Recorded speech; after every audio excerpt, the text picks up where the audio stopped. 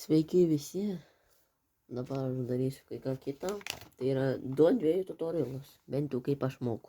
Aš nesakau, kad visi jūs turėtume tai būti, jeigu norite geresnių, lengvesnių, tai žiūrėkite jūs kitur YouTube'ai, bet jeigu jūs norite paprasto, kad tiesiog išmokti kažkiek, tai čia jums.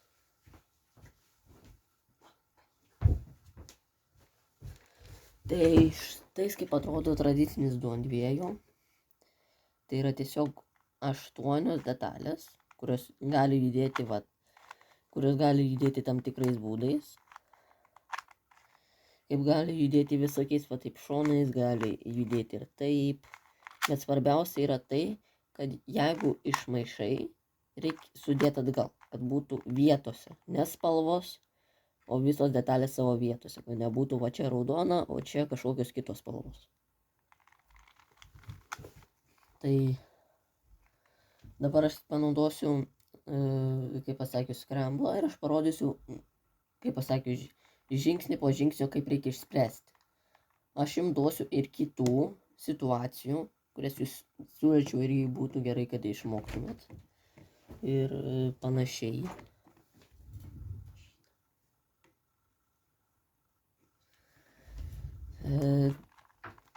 Tai taip išeina, pradedam.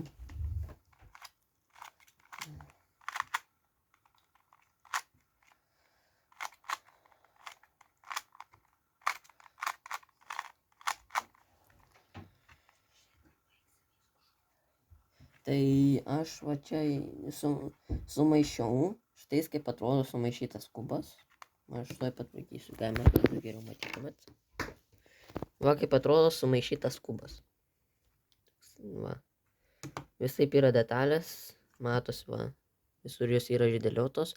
Ir mūsų tikslas yra sudėlioti šitą. Atgal visas detalės į vietas. Tai aš jums parodysiu dabar. Tuo aš pakeisiu, kaip pasakysiu, vietą, kad būtų geriau. Ir man, ir jum. Čia yra vienintelis gera vieta, kur aš galiu padėti.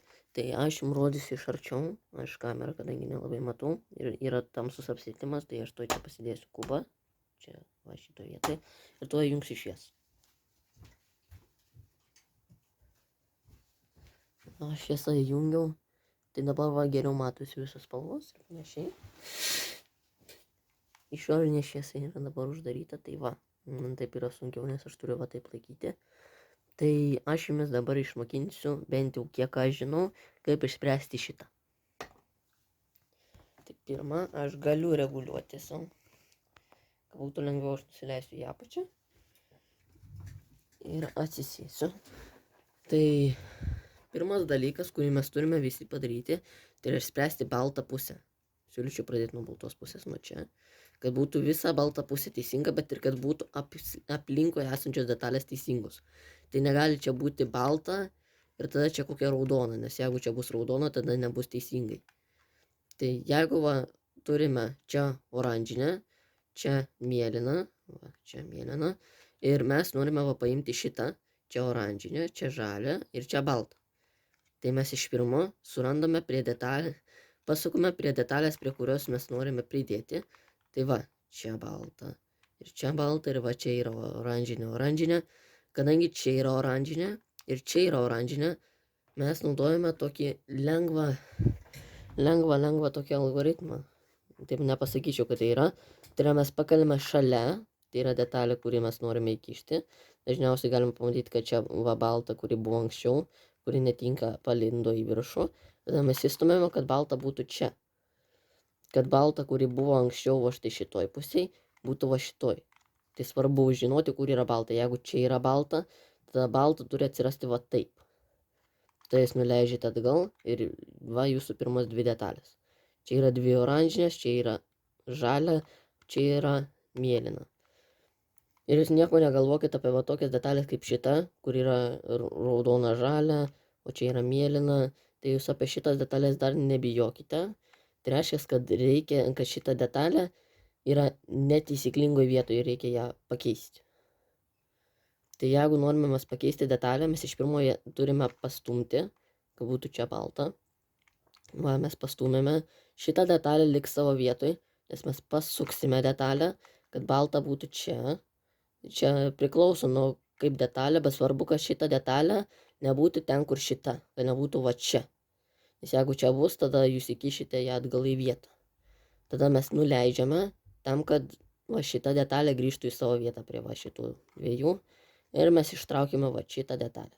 Tai dabar mes turime va čia mėlyną ir čia mėlyną ir tuo pačiu raudoną. Mes raudonas dar nežinome kodėl, bet kadangi čia yra oranžinė, tada čia turėtų būti raudona, nes raudona ir oranžinė yra dvi skirtingos spalvos ir jos turi būti skirtingose vietose. Tai va čia turi būti oranžinė, o kitoj pusėje, visiškai kitoj pusėje, čia turi būti raudona.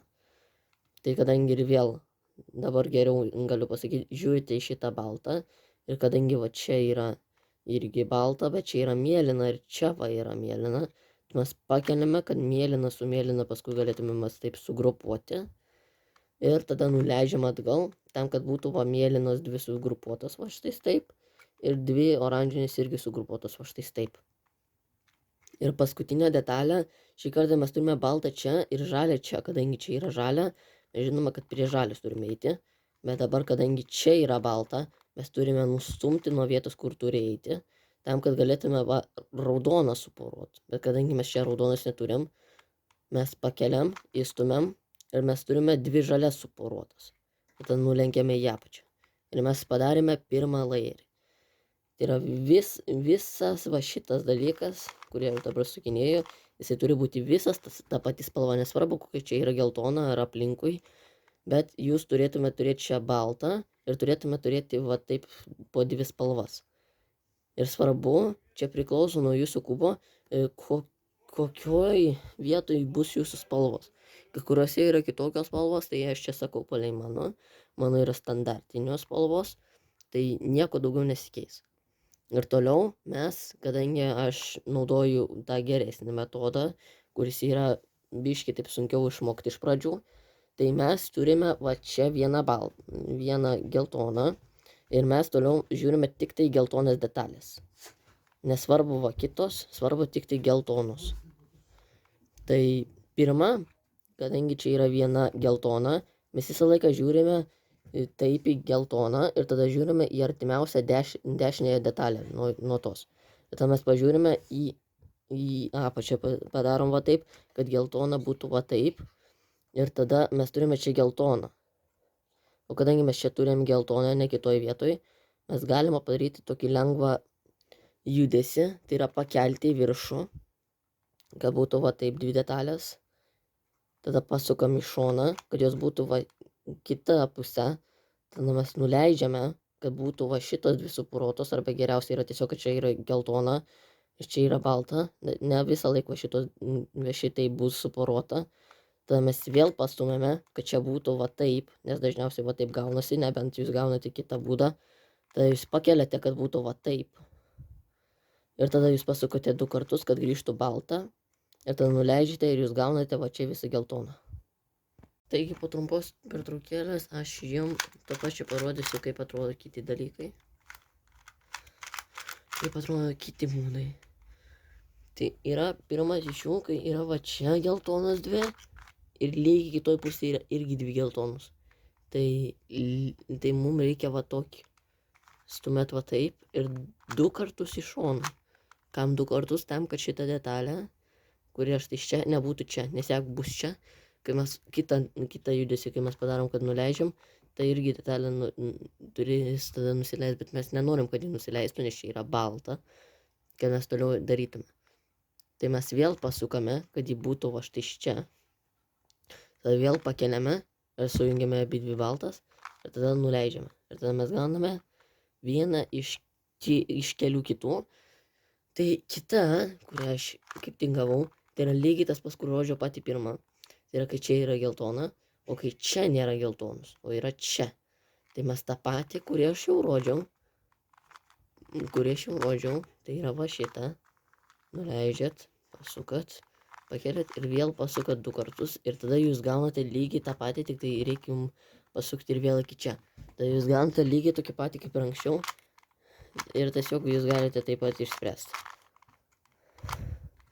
Ir tada dar vieną, kurią aš tuoj padarysiu. Ir čia sunkiau yra ją gauti.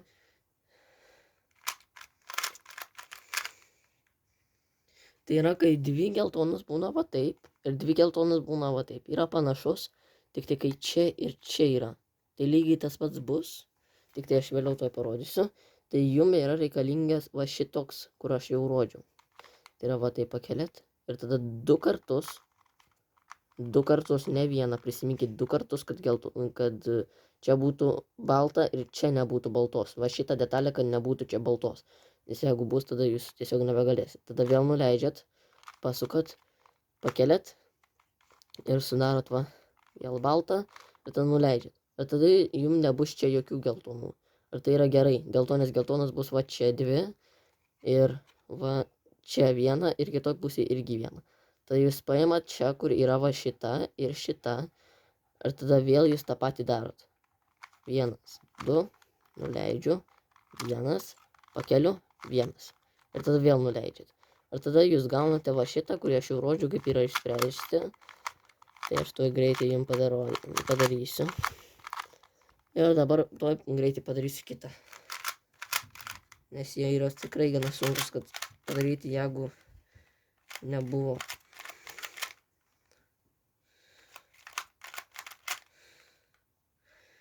Tai kitas, kurį dažnai jūs rasit, tai yra va štai šitas. Kai yra šitos dvi detalės, bet geltona yra čia ir čia. Tai kadangi tai nėra dalis sprendimo, jūs paimat tą dalį, kur yra dešiniai geltona. Ir tada jūs padarote taip, kai anksčiau rodžiau. Ir tada jūs gaunate dažniausiai va šitą. Va, čia dvi geltonos ir čia dvi geltonos. Tai yra dažniausiai, kurie jūs gaunate. Tai tada aš padarysiu kitą.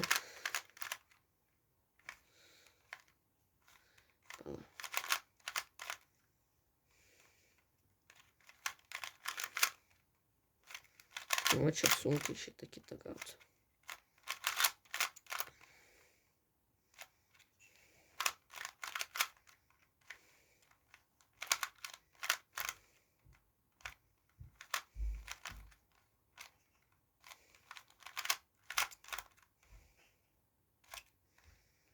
O čia taip sunku gauti.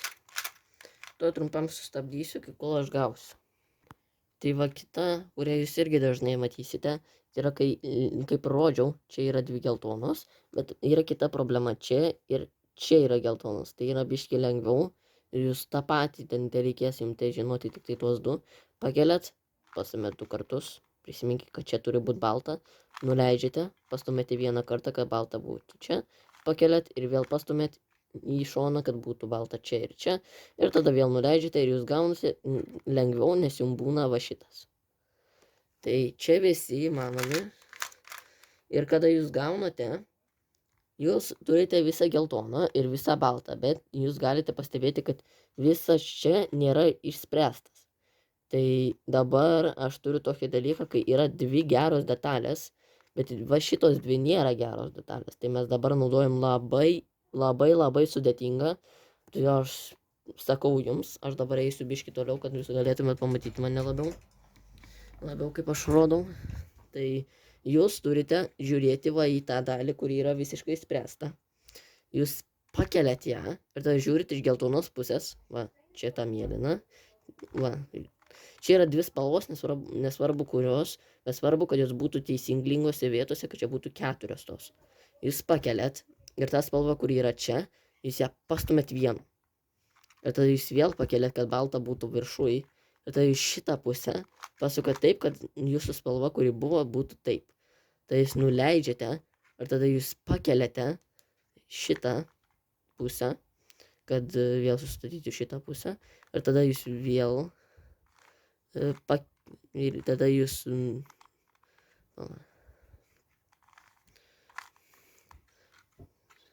tada jūs pakeliat, pasukat vėl 2 kartus.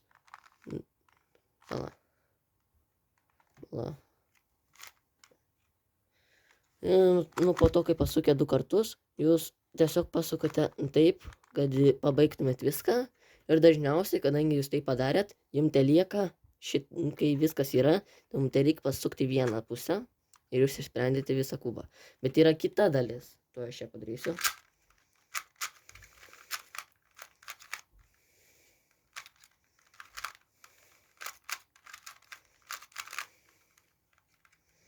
Tai kita dalis yra tada, kada nėra nei vienos. Va, matote, čia yra viena kita, viena ir kita, viena ir kita, viena ir kita. Nėra dviejų tokių pačių. Tai jums geriausia yra, va, čia yra žalia, čia yra mėlyna. Nesvarbu, kurią imsite, bet jūs padarote lygiai tą patį. Pakeliat, pastumėt į šoną, pakeliat šitą, pastumėt 2 kartus taip. Tada jūs nuleidžiate, pakeliat šitą į viršų atgal, tada vėl pastumėt, padarot 2 kartus, pasukat abu 2 kartus ir tada viena iš jūsų, va pas manęs 2 raudonos, pas jumis taip susidarys. Ir aišku, mes vėl tą patį naudojam.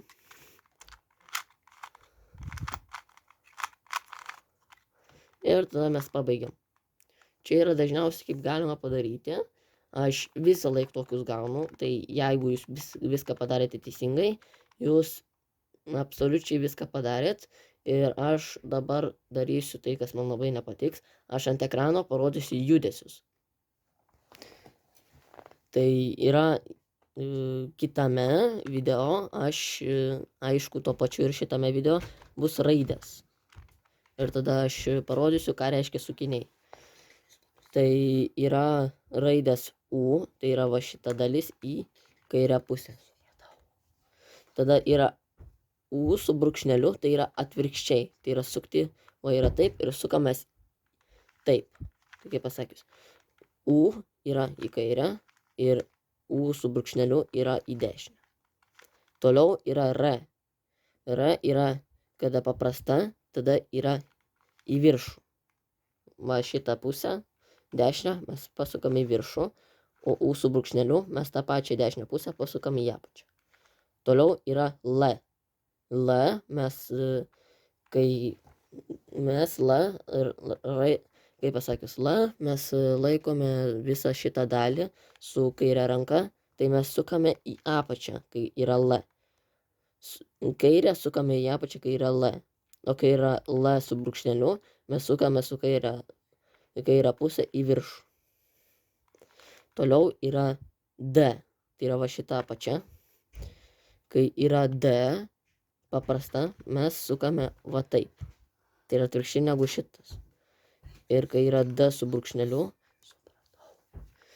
mes sukame į kitą pusę. Tai kaip pasakius, kai yra D, mes sukame apačią į dešinę pusę, o kai yra D su brūkšneliu, mes sukame į kairę. Ir tada yra B. Tai yra va štai šita dalis, kurią geriausia yra tiesiog pasižiūrėjus. Tai yra B, iš čia aišku sunkiai matysi, aš tai padarysiu. B, kai yra paprasta B, mes, aišku, geriau būtų iš pirmo pasakyti F. Tai F yra, kada yra paprasta F, mes sukame visą šitą dalį į dešinę, kad būtų va, čia balta, čia žalia ir panašiai. Kad būtų va taip. Ir F su brūkšneliu yra tiesiog į kitą pusę. Tai kaip pakartoti, kai gaunate F, jūs, kaip pasakius, tiesiog sukate visą šitą priekį, pas manęs tai yra raudona spalva, sukate į kairę pusę, va taip, šonu į kairę pusę, va taip. O kai yra F su brūkšneliu, sukate į dešinę, tai gausis va taip. O B tiesiog yra atvirkščiai ir va ten galinės detalės, kai yra B, jūs sukate visą kubą taip, o kai yra B su brūkšneliu, sukate va taip. Tai yra tiesiog kas atvirkščiai šito. Kai yra B, mes sukame į kairę, o kai yra B su brūkšneliu, mes sukame į dešinę. Tai čia yra visi judesiai, kuriuos jūs turite žinoti. Ir visa kita jums turėtų būti lengva. Tai viskas.